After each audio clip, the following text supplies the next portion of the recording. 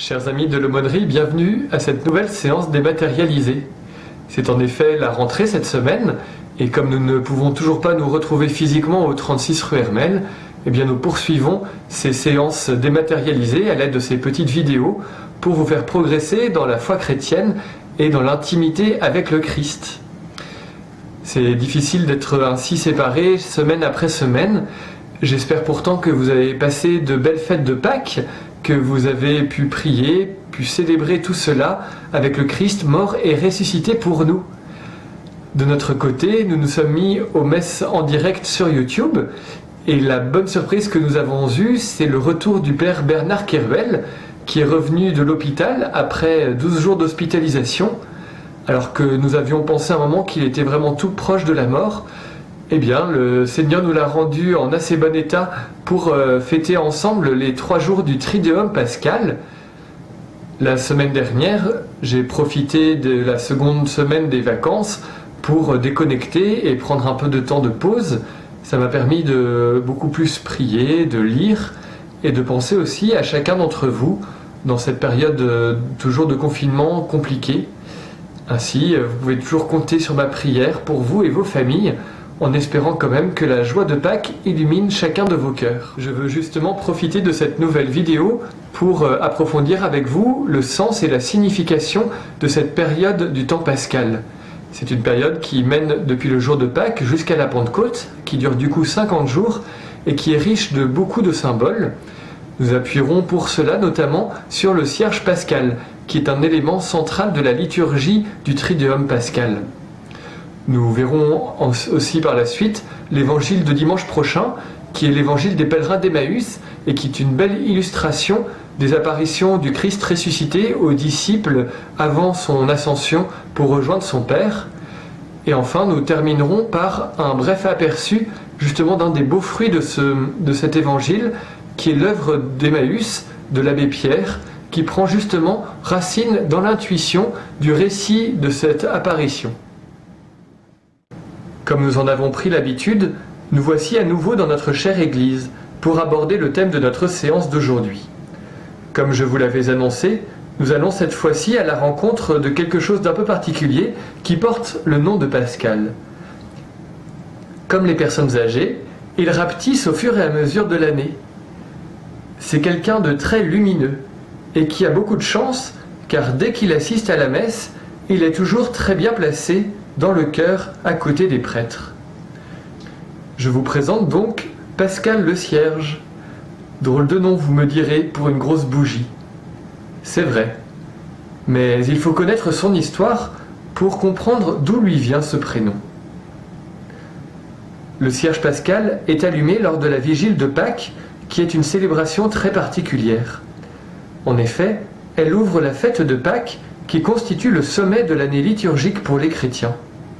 Nous sommes alors au tout début du 3e jour après la mort du Christ, le jour de sa résurrection.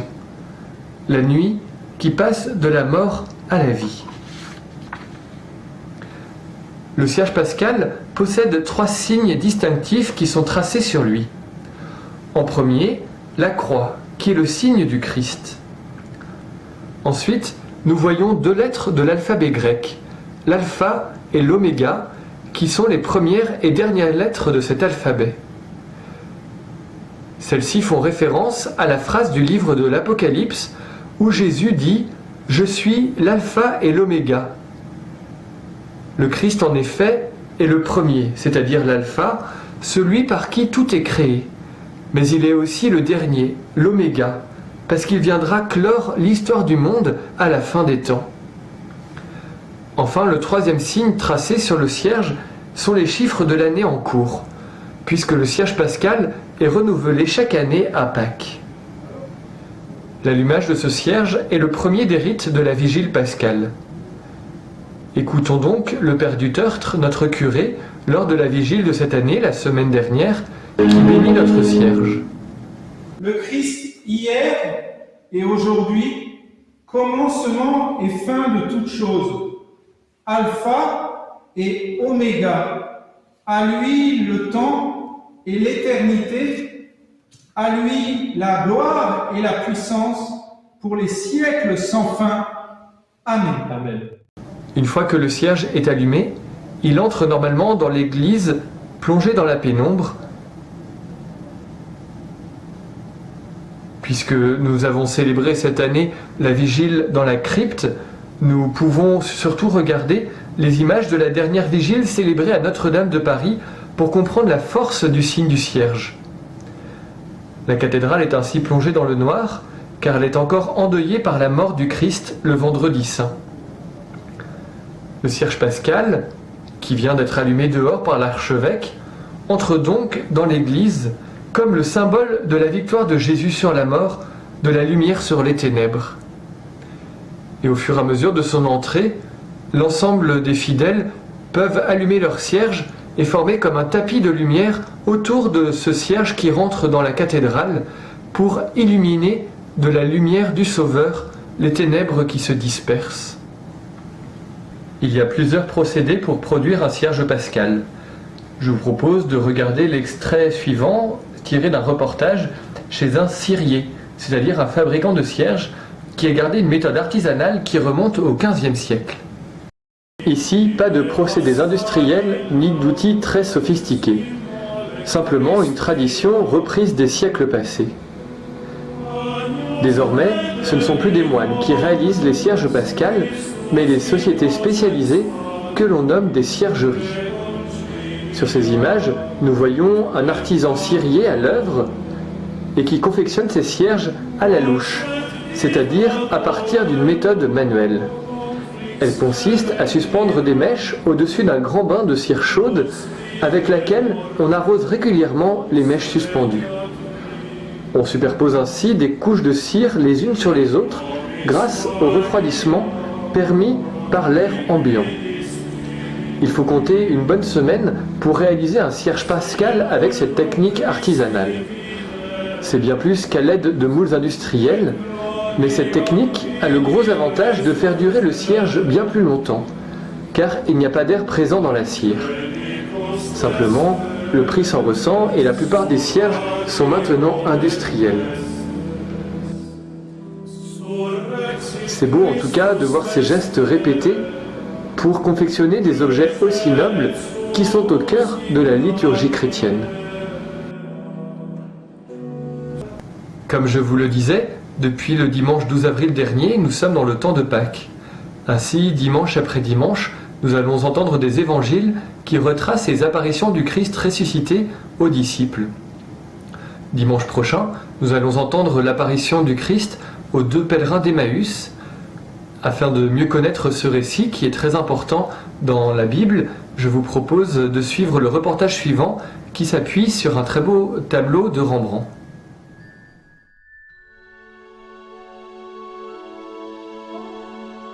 Alors que Jésus vient de mourir, deux de ses disciples quittent Jérusalem pour Emmaüs, une ville distante d'une trentaine de kilomètres. Ils sont attristés, car la mort du Maître sonne comme l'échec de leurs espérances. Et voilà que Jésus les rejoint sur la route, sans qu'ils s'aperçoivent que c'est lui. Arrivés à l'auberge, ils le retiennent, et soudain, alors qu'ils partagent le pain, ils le reconnaissent. Comment reconnaît-on le Dieu fait homme avec qui on a cheminé toute la journée? Rembrandt choisit la spectaculaire technique picturale du clair-obscur qui commençait à passer de mode et qu'il pousse ici à son sommet. Une lumière chaude, dorée, jaillit. Elle sculpte les visages et définit les profils. Elle semble venir de Jésus, mais le laisse paradoxalement dans l'ombre. D'origine divine, elle se joue des lois de l'optique. Rien ne parvient véritablement à rivaliser avec elle. La lumière de la cuisine, qui découpe une silhouette affairée, ne combat en rien l'obscurité de la pièce. Si Jésus n'est qu'un profil au buste rejeté en arrière, si le premier disciple n'est qu'une masse sombre agenouillée au premier plan, le véritable héros du tableau est le second disciple. Ou plus exactement, le disciple et le mur derrière lui. L'œil se surprend en effet à vagabonder le long des planches, à s'inquiéter des fissures du mur a identifié cette étrange forme pendue au fond qui se révèle être un sac de voyage. Quant aux disciples, ils possèdent certainement l'un des visages les plus frappants de toute la peinture de Rembrandt, qui pourtant n'en manque pas. Tout en rondeur et en étonnement, les yeux exorbités, il hésite entre la surprise, l'effarement, la joie et la vénération. À l'évidence, c'est lui qui est au centre des préoccupations du peintre, qui nous livre avec finesse sa lecture de la scène. Emmaüs ne nous parle pas de Jésus, ici laissé dans l'ombre, mais de la naissance de la foi dans sa toute première enfance. Pour terminer cette séance, je souhaite partager avec vous ce très beau fruit de l'évangile d'Emmaüs, qu'est le mouvement du même nom fondé par l'abbé Pierre. En effet, ce prêtre a fondé en 1954, alors que l'hiver avait été l'un des plus rigoureux depuis la Seconde Guerre mondiale, une œuvre pour permettre aux gens de la rue de retrouver du travail et de vivre une vie communautaire. Ce mouvement existe maintenant dans le monde entier et est très présent en France. Il regroupe de nombreuses communautés où vivent des gens qui collectent notamment des vêtements, des objets, des meubles pour les revendre et ainsi gagner de l'argent et retrouver une vraie dignité. Je vous propose donc de reparcourir assez rapidement avec la vidéo suivante la vie et l'œuvre de l'abbé Pierre en lien avec cet évangile d'Emmaüs. Viens m'aider à aider, a-t-il dit un jour de 1949 à Georges, premier compagnon d'Emmaüs. Avec lui, l'abbé Pierre, la voix des sans-voix, démarra l'aventure. 5 ans après son départ, son message est intact et son action continue. En août 2012, il aurait eu 100 ans. Partout où il passe, les caméras sont là, mais son objectif reste le même, être au service des plus souffrants. Grâce à son indemnité de député, il louera une maison à Neuilly-Plaisance qu'il rebaptisera Emmaüs. Un jour, un ancien forçat frappe à sa porte pour trouver refuge. C'est Georges, le premier compagnon de l'abbé. Et je lui dis, puisque tu veux te tuer, tu n'as rien qui t'embarrasse, ben regarde, il y a des familles, des mamans qui couchent dans des caves, et je m'efforce comme je peux, dans mes temps libres, avec mon argent de député, de faire des petits logements, mais si on était 2, on pourrait tellement mieux faire, je peux rien te donner, mais toi, veux-tu me donner? C'était le désespéré qui devenait donateur. Il n'était plus le quémandeur qui demande, il était celui qui découvrait que par le lien d'une amitié, il devenait capable de changer de camp. On travaille pour faire des bénéfices et pour tous ensemble avoir l'orgueil de pouvoir dire, nous les pauvres, qu'on a regardés comme des bons à rien, on donne.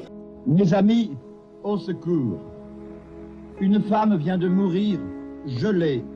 Mais le véritable déclencheur, c'est ce que l'histoire retient sous le nom de l'appel de l'hiver 54. Le mercure talonne les moins 15 degrés, alors qu'il propose à l'Assemblée nationale que soit débloqué 1 milliard de francs pour la construction de cités d'urgence.